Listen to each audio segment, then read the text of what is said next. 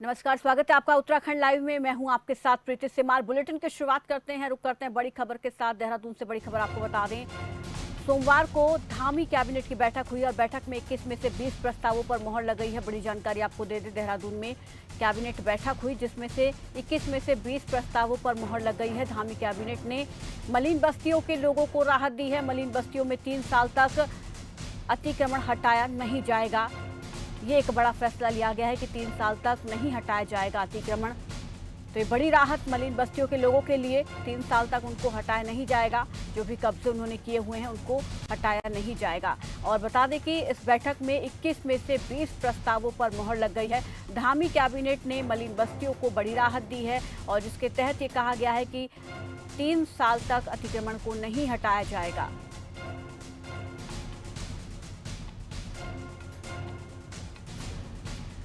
तो बड़ी जानकारी आपको दे दें, देहरादून में कैबिनेट बैठक में कई बड़े फैसले इसमें लिए गए हैं और जिस तरीके से कयास लगाए जा रहे थे कि कई प्रस्तावों पर मोहर लगी, तो ऐसे में इस बैठक में 21 प्रस्ताव रखे गए जिसमें से 20 पर मोहर लगा दी गई है। और इसके अलावा जो मलिन बस्ती हैं उन पर भी सरकार ने बड़ा फैसला लिया है। मलिन बस्ती के लोगों को सरकार ने बड़ी राहत देते हुए ये फैसला लिया है कि 3 साल तक उनके द्वारा किए गए अतिक्रमण को नहीं हटवाया जाएगा। सोमवार को धामी कैबिनेट की बैठक हुई जिसकी अध्यक्षता सीएम ने की और तमाम कैबिनेट मंत्री इसमें शामिल हुए। 21 प्रस्ताव इसमें रखे गए जिसमें से 20 पर मोहर लग गई है, सहमति बन गई है और मलिन बस्तियों के लिए भी बड़ा फैसला लिया गया। और चलिए इस बीच एक और बड़ी जानकारी आपको दे दें, कैबिनेट के बड़े फैसले अगर हम देखें तो बंगाली समुदाय के जाति प्रमाण पत्र में संशोधन को मंजूरी दी गई है। इसके अलावा बंगाली समुदाय के लोगों के जाति प्रमाण पत्र से पूर्वी पाकिस्तान शब्द हटाया जाएगा। इसके अलावा उधम सिंह नगर में फ्लोटिंग वाटर सोलर यूनिट स्थापित किए जाएंगे।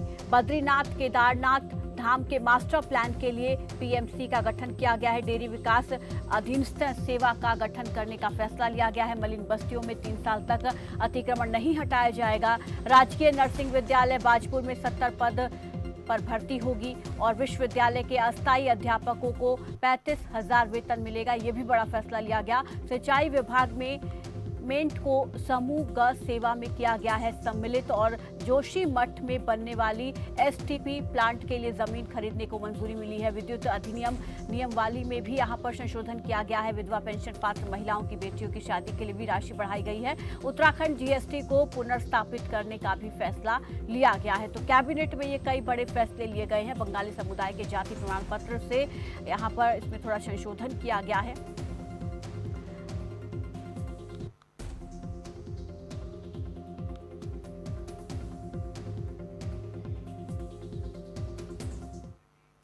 और चलिए इस बीच एक और बड़ी जानकारी आपको दे दें। बड़ी खबर इस वक्त सामने आ रही है उत्तराखंड से। आपके टीवी स्क्रीन पर यह बड़ी खबर। आज उत्तराखंड आएंगे दिल्ली के सीएम अरविंद केजरीवाल। बड़ी जानकारी आपको दे दें, दिल्ली के मुख्यमंत्री अरविंद केजरीवाल उत्तराखंड जाएंगे और चुनाव को ध्यान में रखते हुए कई बड़ी घोषणाएं यहां पर कर सकते हैं। तो बड़ी जानकारी आपको दे दें, उत्तराखंड आएंगे दिल्ली के सीएम अरविंद केजरीवाल और चुनाव से पहले कई बड़ी घोषणाएं यहां पर कर सकते हैं। चुनाव को लेकर एक यहाँ पर कयास लगाए जा रहे हैं कि वो बड़ी घोषणाएं कर सकते हैं, कुछ बड़े ऐलान प्रदेश की जनता के लिए कर सकते हैं अगर वो सत्ता में आते हैं। हालांकि दिल्ली मॉडल को ही वो हर जगह सामने रख रहे हैं।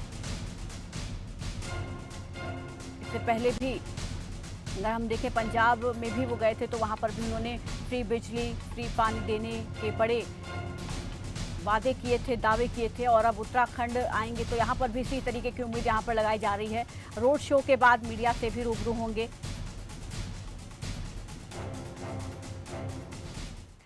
और अपने दौरे से पहले दिल्ली के मुख्यमंत्री अरविंद केजरीवाल ने क्या कुछ ट्वीट किया है वो भी आपको दिखाते हैं। दरअसल आज उत्तराखंड के दौरे पर आएंगे और उससे पहले उन्होंने ट्वीट किया है।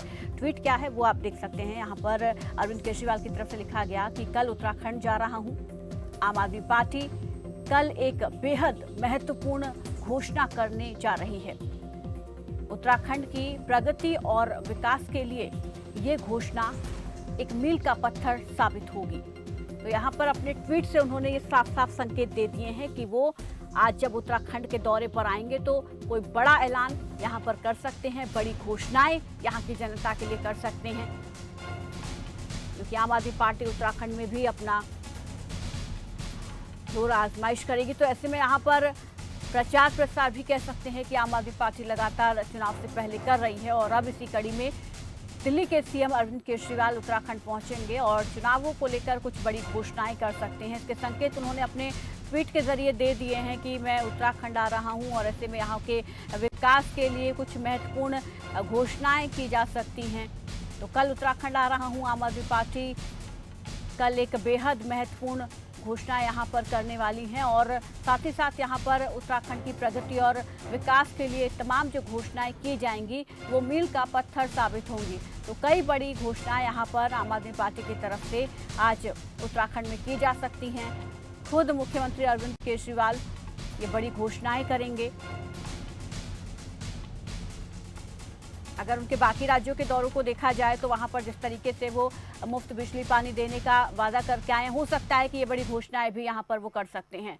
चलिए आगे बढ़ते हैं। लक्सर तहसील में आज जनता दरबार लगेगा, ये बड़ी जानकारी इस वक्त सामने आ रही है। 400 गांव के ग्रामीण अधिकारियों के सामने पहुंचेंगे अपनी फरियाद लेकर और हर विभाग के आला अधिकारी यहाँ पर मौजूद रहेंगे। सीएम धामी के आदेशों पर ये जनता दरबार लगाया जाएगा। कोरोना के चलते नहीं लग पा रहा था जनता दरबार, लेकिन एक बार फिर से इसकी शुरुआत कर दी गई है। सीएम धामी के आदेशों पर एक बार फिर से जनता दरबार 400 गांव के ग्रामीण पहुंचेंगे इसमें और अपनी अपनी समस्याओं को अधिकारियों के सामने रखेंगे। तो फिलहाल लक्सर तहसील में आज जनता दरबार लगेगा। 400 ग्रामीण यहाँ पर गांव के जो लोग हैं वो पहुंचेंगे और हर विभाग के आला अधिकारी मौजूद रहेंगे। इस पर ज़्यादा जानकारी के साथ लक्सर से संवाददाता गोविंद चौधरी हमारे साथ जुड़ गए हैं। गोविंद जी, कोरोना काल के चलते जनता दरबार नहीं लग रहे थे, लेकिन अब एक बार फिर से इसको शुरू किया गया है और आज लक्सर में जनता दरबार लगने वाला है। कहा जा रहा है कि 400 गांव के ग्रामीण यहां पर पहुंचेंगे। तो ऐसे में इसकी क्या व्यवस्था है और क्या कुछ इस दौरान रहेगा?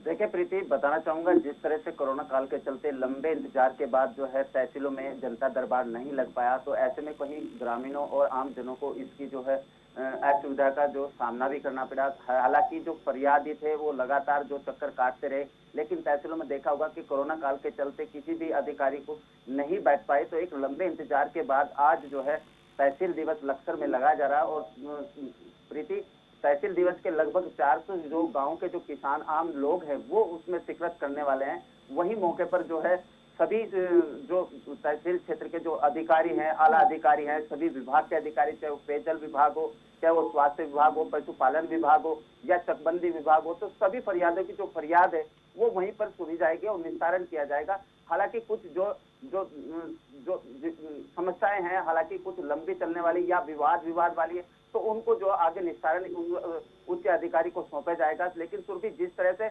एक दिवसीय दौरे पर खानपुर जो विधानसभा के दल्ला वाले जो सूबे के मुख्यमंत्री थे वो पहुंचे थे, तो उन्होंने एक लंबी एक फटकार लगाई थी, कड़ी फटकार लगाई थी। कहा था कि जो तहसील स्तर के जो कार्य है वो जिले तक ना पहुंचे। अगर जिले स्तर के जो कार्य है अगर मुख्यालय पहुंचते हैं या कोई फरियादी पहुंचता है तो उन अधिकारियों पर गाज गिजनी तय मानी जाती है। जी सुरभि जी, यहाँ पर ये भी जानना चाहेंगे, क्या पहले से ही ये चीज़ डिसाइड की गई है कि कितनी समस्याएं लोगों को रखनी है, या यहाँ पर ये कंडीशन है कि कोई भी अगर किसी को कोई दिक्कत है या उसकी कोई समस्या है तो वो यहाँ पर पहुँच सकता है, अधिकारियों के सामने अपनी परेशानी रख सकता है? सुरभि, ऐसा कोई बंधन नहीं है। तमाम जो तहसील क्षेत्र के जितने भी ग्रामीण या शहरी इलाका है, कोई भी फरियादी अपनी फरियाद लेकर जा सकता है। चाहे वो पेयजल की समस्या हो, चाहे बिजली की समस्या हो, चाहे वो सड़कों की समस्या हो, चाहे वो किसी स्कूली समस्या हो, तो फरियादी यहाँ पर जो है अपनी फरियाद लेकर जो जाएंगे और सभी का मौके पर निस्तारण करने की कोशिश की जाएगी। हालांकि जो कुछ समस्या अगर लंबी हुई तो उसे आला जो उच्च अधिकारी है उसके सुपुर्द किया जाएगा। तो सुरभि, तमाम तरह की जो कवायद है यहाँ पर जो अब जो तैयारियां तहसील प्रशासन की तरफ से लगातार जारी है, लेकिन सुरभि मानना होगा कि लंबे इंतजार के बाद आज तहसील दिवस पर काफी भीड़ उमड़ने की यहाँ अनुमान लगाया जा रहा है। जी शुक्रिया गोविंद, हमारे साथ जुड़ने के लिए, इस तमाम जानकारी के लिए। तो यहाँ पर 400 गांव के ग्रामीण जो है जनता दरबार में पहुंचेंगे, अपनी अपनी समस्याएं लेकर यहां पर पहुंचेंगे और ऐसे में कोशिश अधिकारियों की रहेगी कि मौके पर ही उन समस्याओं का निपटारा किया जाए। चलिए आगे बढ़ते हैं। ऋषिकेश दौरे पर रहेंगे केंद्रीय मंत्री अजय भट्ट। इस वक्त बड़ी जानकारी आपको बता दें कि ऋषिकेश के दौरे पर रहने वाले हैं केंद्रीय मंत्री अजय भट्ट और अजय भट्ट के दौरे को लेकर तैयारियों में कार्यकर्ता जुटे हुए हैं। नगर परिक्रमा करते हुए जन आशीर्वाद यात्रा निकालेंगे और मेयर अनीता ममगाई ने तैयारियों का जायजा भी लिया है। तो अजय भट्ट की जो आशीर्वाद यात्रा है वो आज ऋषिकेश पहुंचने वाली है और इस पर ज्यादा जानकारी के साथ संवाददाता अमित हमारे साथ जुड़ गए हैं। अमित, क्या जानकारी मिल पा रही है? लगता हमारा संपर्क लेकर भव्य स्वागत की तैयारियां हो गई है। वहीं कार्यक्रम का आयोजन करने के लेकर ऋषिकेश मेयर अनीता ममगाई और भाजपा कार्यकर्ताओं में काफी उत्साह देखने को मिल रहा है। और अगर बात करें समय की तो केंद्रीय मंत्री 10:45 पर नटराज के पास इंद्रमणि बडोनी चौक पर पहुंचेंगे, जिसके बाद उनका भव्य स्वागत होगा और ऋषिकेश नगर क्षेत्र में भव्य स्वागत के साथ साथ जनता का आशीर्वाद लेने जन आशीर्वाद यात्रा निकाली जाएगी। खास बात तो ये है कि खास बात तो ये है कि ऋषिकेश नगर क्षेत्र से लेकर ग्रामीण क्षेत्र तक काफी लंबी जन आशीर्वाद यात्रा निकाली जा रही है, जो कि संभावना जताई जा रही है कि आगामी जो चुनाव है उसके मद्देनजर ये यात्रा निकाली जा रही है और जनता का आशीर्वाद लेने के लिए जनता के बीच जाकर इस यात्रा को संपन्न किया जाएगा। कितने ऐसे पॉइंट यहाँ पर बनाए गए हैं? आप कह रहे हैं कि यहाँ पर सबसे लंबी आशीर्वाद यात्रा निकलेगी, तो कितने किलोमीटर की होगी? कहाँ कहाँ पर उनके लिए, उनके स्वागत के लिए पॉइंट बनाए गए हैं और क्या तैयारियां आप देख पा रहे हैं उनके आगमन को लेकर? जैसा कि देखा जा रहा है कि नटराज चौक पर जो इंद्रमणि बडोनी चौक है वहां पर भव्य स्वागत होगा। उसके बाद लगातार जो नगर क्षेत्र से गुजरेंगे जो व्यापारी, तमाम व्यापारी वर्ग है और कार्यकर्ता है, वो जगह जगह पर उनका स्वागत करेंगे। और अगर पॉइंटों की बात की जाए तो पॉइंट अनगिनत है और काफी शहरी क्षेत्र से लेकर ग्रामीण क्षेत्र तक होंगे और फूल मालाओं से और फूलों की वर्षा से उनका स्वागत किया जाएगा। साथ ही कुछ लोग ऐसे भी हैं जो अपनी जन समस्या को लेकर केंद्रीय मंत्री के सामने अपनी जन समस्या का पिटारा रखेंगे और चलते चलते उन जो समस्या है उनका पत्र पकड़ा जाएगा और समस्याओं पर निवारण करने के लिए उनको भरोसा जताया जाएगा। और खास बात सूत्रों के हवाले से ये सूचना भी आ रही है कि जो कांग्रेसी है इस आशीर्वाद यात्रा के दौरान विरोध भी कर सकते हैं इस यात्रा का और काले झंडे दिखाकर इनका विरोध कर सकते हैं और साथ ही पुलिस बल मुस्तैदी के साथ तैनात हो गया, किसी प्रकार का ये यात्रा है इसमें अड़चन पैदा ना हो। और यहाँ पर अजय भट्ट के साथ और कौन कौन मौजूद रह सकता है इस आशीर्वाद यात्रा में? जैसा कि देखा जा रहा है कि केंद्रीय मंत्री अजय भट्ट के साथ उत्तराखंड प्रभारी दुष्यंत पंत और ऐसे तमाम बड़े नेता हैं जो, और बात सामने आ रही है सूत्रों के हवाले से कि जो ये प्रदेश अध्यक्ष हैं वो भी मदन कौशिक जी भी इस यात्रा में शामिल हो सकते हैं। जी शुक्रिया अमित, हमारे साथ जुड़ने के लिए। नजर बना रखिए, आगे अपडेट इस पर हम आपसे लेते रहेंगे। तो आशीर्वाद यात्रा ऋषिकेश आज पहुंचने वाली है और यहां पर कई जगहों से होते हुए यहां पर लोगों की समस्याओं को भी इस दौरान कहीं ना कहीं उन पर गौर किया जाएगा। चलिए आगे बढ़ते हैं। पिथौरागढ़ जनपद में कोरोना संक्रमण की टेस्टिंग में कमी आने के बाद जिलाधिकारी ने जिला मुख्यालय के नर्सिंग कॉलेज में स्थापित CPC सेंटर का निरीक्षण किया और इस दौरान कॉलेज की प्रधानाचार्य अनुपस्थित पाई गई हैं, जिस संबंध में जिलाधिकारी द्वारा उनका वेतन रोकने के साथ ही निर्देश दिए हैं और साथ ही साथ इसके अलावा बार बार आदेश देने के बावजूद भी सैंपलिंग बढ़ाए जाने के लिए किसी भी प्रकार की कोई योजना नहीं बनाई गई, जिसे लेकर जिलाधिकारी ने आदेश दिए हैं। तो सैंपलिंग बढ़ाने की मांग यहां पर जिलाधिकारी की तरफ से की गई है स्वास्थ्य विभाग की टीम से कि वो सैंपलिंग को बढ़ाएं एक बार फिर से और यहाँ पर जो भी अधिकारी नदारत थे उनके खिलाफ भी एक्शन लिया जाएगा।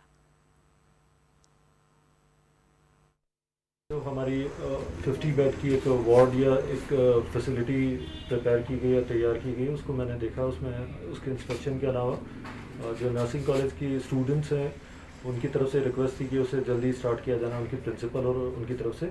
तो इसके लिए कहीं अल्टरनेटिव स्पेस ढूंढने के लिए मैं CMO और उनके साथ में जल्दी एक बैठक करके एक प्लेस आइडेंटिफाई करेंगे ताकि इनकी स्टडीज़ ख़राब ना हो। सिमिलरली यहाँ पे एक CPC या कोविड प्रिपरेशन सेंटर बना हुआ, तो उसका भी मैंने सडन इंस्पेक्शन करते हुए जो डिस्क्रिपेंसीज हैं, जो लोग एब्सेंट थे उनके लिए एक्शन के लिए इंस्ट्रक्शंस दिए। फिलहाल यहाँ रुकेंगे छोटे से ब्रेक के लिए, फौरन लौटेंगे।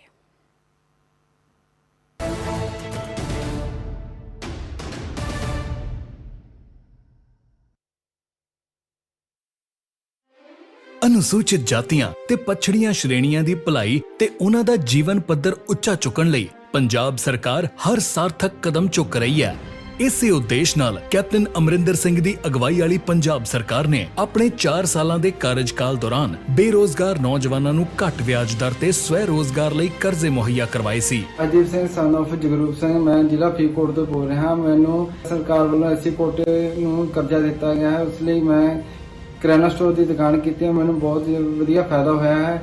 ਮੇਰਾ ਘਰ ਦਾ ਗੁਜ਼ਾਰਾ ਬੋਲਦੇ ਜਦੋਂ ਮੈਂ ਸਰਕਾਰ ਦਾ ਬਹੁਤ ਬਹੁਤ ਧੰਨਵਾਦ ਕਰਦਾ ਹਾਂ। ਜਿਨ੍ਹਾਂ ਵਿੱਚੋਂ ਕਰੀਬ 15,890 ਐਸਸੀ ਤੇ ਬੀਸੀ ਨੌਜਵਾਨਾਂ ਦਾ 52 ਕਰੋੜ ਰੁਪਏ ਦਾ ਕਰਜ਼ਾ ਮਾਫ ਕਰ ਦਿੱਤਾ ਗਿਆ ਹੈ ਤਾਂ ਜੋ ਇਹ ਨੌਜਵਾਨ ਕਰਜ਼ੇ ਦੇ ਭਾਰ ਦੇ ਬਿਨਾਂ ਆਪਣਾ ਕੰਮ ਕਰ ਸਕਣ। ਕਾਫੀ ਦੇਰ ਪਹਿਲਾਂ ਅਸੀਂ ਐਸਸੀ ਕਾਰਪੋਰੇਸ਼ਨ ਤੋਂ ਕਰਜ਼ਾ ਲਿਆ ਸੀ ਜੋ ਪੰਜਾਬ ਸਰਕਾਰ ਨੇ ਮਾਫ ਕਰ ਦਿੱਤਾ ਹੈ। 4 ਵਰਿਆਂ ਤੋਂ ਅਨੁਸੂਚਿਤ ਜਾਤੀਆਂ ਤੇ ਪਛੜੀਆਂ ਸ਼੍ਰੇਣੀਆਂ ਦਾ ਖਿਆਲ ਰੱਖ ਰਹੀ ਪੰਜਾਬ सरकार। समय जो तेजी से बदल रहा है, इस तेजी से बदलते समय के साथ बदलती है दुनिया तेजी से।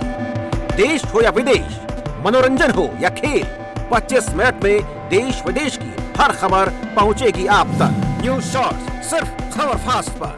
घुटना, कंधा या कमर, चाहे जैसा हो दर्द, डॉक्टर ऑर्थो आपको देता है दर्द से पूरी आजादी, एक भरपूर जिंदगी।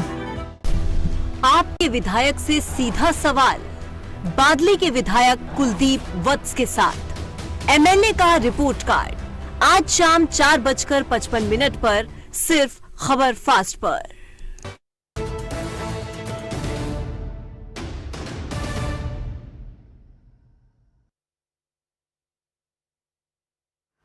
ब्रेक के बाद स्वागत है आपका। चलिए आगे बढ़ते हैं। पूरे देश में कोरोना से बचाव के लिए वैक्सीनेशन जारी है। जगह जगह पर अस्पतालों में वैक्सीनेशन कराने वाले लोगों की भीड़ लगी हुई है।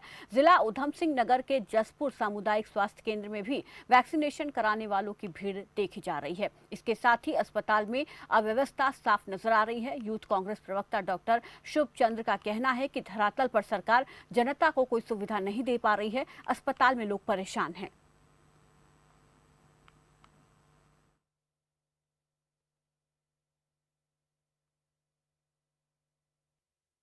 तैयारियां की हैं वो अपने प्रचार प्रसार में करी हैं। धरातल पर उसने जो सुविधाएं देश की जनता को देनी चाहिए थी, प्रदेश की जनता को देनी चाहिए थी, वह व्यवस्थाएं धरातल पर नहीं दिखाई दे रही हैं। जसपुर के सरकारी अस्पताल में लोग आते हैं, कभी ज़मीन पर बैठते हैं, धूप में खड़े रहते हैं, ना उनके पानी पीने की उचित व्यवस्था है, ना उनको धूप से बचाने की उचित व्यवस्था है। ये सारी कमी कहीं ना कहीं शासन प्रशासन की है और मोदी सरकार और भाजपा सरकार की है। मैं तो ये कहना चाहता हूँ, हमारे पिछली बार जितना सेकंड वेव में हमारा नुकसान हुआ था, अर्थव्यवस्था को भी, देश की जनता को भी, अब तीसरी लहर हमारे सर पर खड़ी है। फिर से कहीं हम उस नुकसान को ना झेलें, इसलिए मैं कहना चाहता हूं कि मोदी सरकार और भाजपा सरकार इसकी उचित व्यवस्थाएं करें।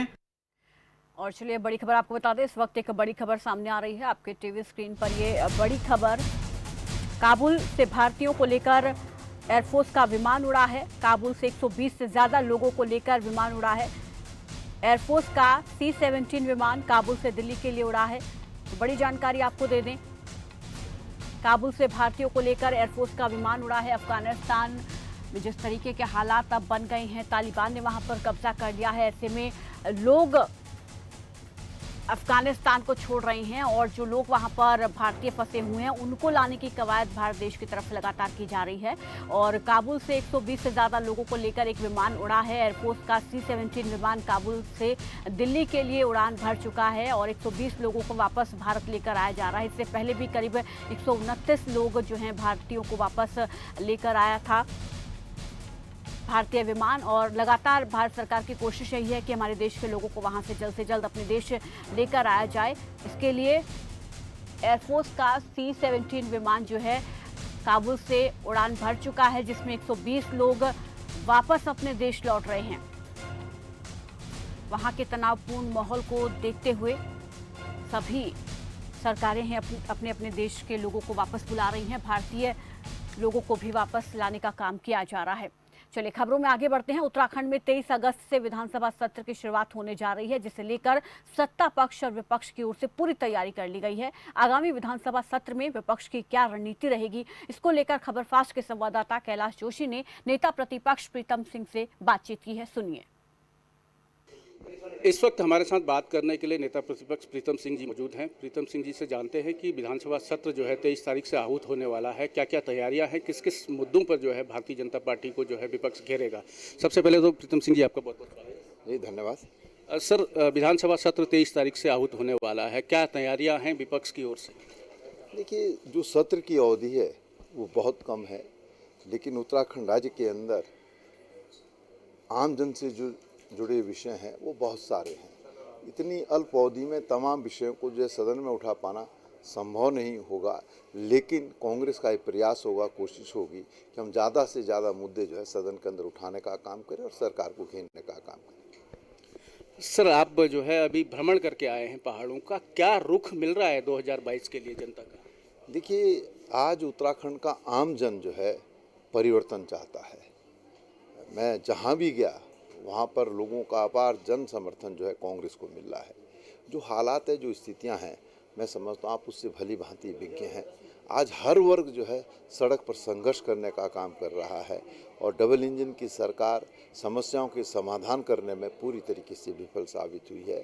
लोग भाजपा और सरकार के चाल चरित्र चेहरे को पहचान चुके हैं, वो बदलाव चाहते हैं और 2022 का इंतज़ार कर रहे हैं। सर, एक बड़ा अहम सवाल है। पहले अरविंद केजरीवाल 300 यूनिट बिजली देने की बात करते हैं, कांग्रेस में हरीश रावत जी 200 यूनिट देने की बात करते हैं, और सबसे बड़ी चीज़ ये है कि कल भारतीय जनता पार्टी कार्यालय के बाहर एक होर्डिंग लगता है और उसको कुछ देर के बाद हटा दिया जाता है। उसमें मुख्यमंत्री की फ़ोटो के साथ ये लिखा जाता है कि हम 100 यूनिट बिजली देंगे। उसको तुरंत आनन फानन में हटा दिया जाता है, जैसे मीडिया को खबर लगती है। किस एंगल से देखते हैं? देखिए, उत्तराखंड के लोग राजनीतिक रूप से बहुत परिपक्व हैं और मैं समझता हूं कि छोटे छोटे प्रलोभन दे करके उत्तराखंड के लोगों को दिग्भ्रमित नहीं किया जा सकता है। उत्तराखंड के लोग देख रहे हैं इस बात को कि इस प्रदेश के अंदर 2 बार कांग्रेस की सरकार रही और दोनों ही सरकारों में हमने विकास को अमली जामा पहनाने का काम किया और ये कोशिश हमारी रही, ये प्रयास हमारा रहा कि हम आम जन को राहत देने का काम करें। और मैं समझता हूँ कि हमारा चुनावी घोषणा पत्र आएगा, उस चुनावी घोषणा पत्र में तमाम बातों का उल्लेख होगा और तदनुसार जो है हम जनता के बीच में जाएंगे और आम जन को आश्वस्त करने का काम करेंगे कि जो बात हमने चुनावी घोषणा पत्र में कही है उसको हम पूरा करने का काम करेंगे। सर, इन दिनों अगर देखा जाए तो देवस्थानम बोर्ड और भू कानून को लेकर लगातार मांगें उठ रही हैं और प्रदेश में कई संगठन ऐसे हैं जो आंदोलन की राह पर हैं, लगातार आंदोलन हो रहे हैं। क्या 2022 में कांग्रेस की सरकार अगर बनती है तो देवस्थानम बोर्ड और भू कानून जैसे अहम मुद्दों पर जो है कुछ निष्कर्ष निकलेगा? देखिए, जब सरकार ने देवस्थानम बोर्ड विधेयक जो है सदन के अंदर लाने का काम किया, कांग्रेस ने उसका विरोध किया, लेकिन सत्ता पक्ष सत्ता के मद में मदमस्त थी, उन्होंने इस विधेयक को पारित कराने का काम किया।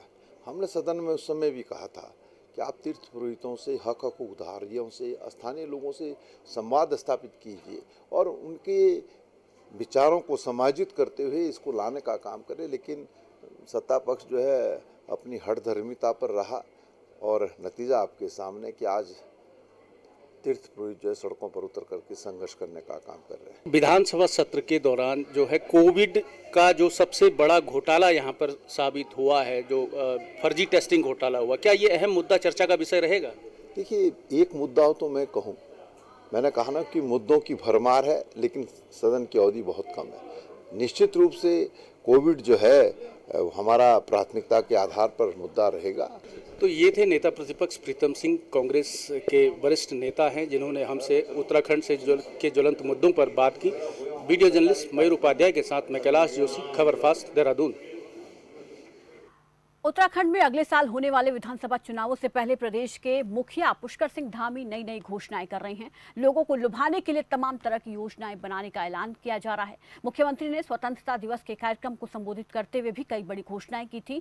10वीं और 12वीं के छात्र छात्राओं को निःशुल्क मोबाइल टैबलेट देने का वादा किया। जनसंख्या नियंत्रण के लिए उच्च स्तरीय समिति के गठन का भी ऐलान किया गया। और वहीं कांग्रेस की ओर से धामी की चुनावी घोषणाओं को ढकोसला बताया जा रहा है। कांग्रेस प्रदेश अध्यक्ष गणेश गोदियाल ने धामी की घोषणाओं पर प्रतिक्रिया दी है।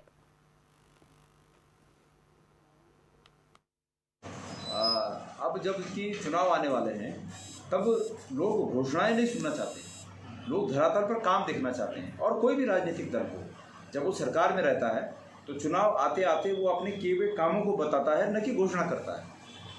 ये ऐसी सरकार है कि जिन्होंने पूरे 4.5 साल बर्बाद किए, तो चूंकि 4.5 साल बर्बाद किए तो घोषणाएं तो करनी है, काम तो कुछ किया नहीं है, तो ये उसी का परिणाम है कि वो घोषणाएं कर रहे हैं। फिलहाल इस बुलेटिन में मेरे साथ बस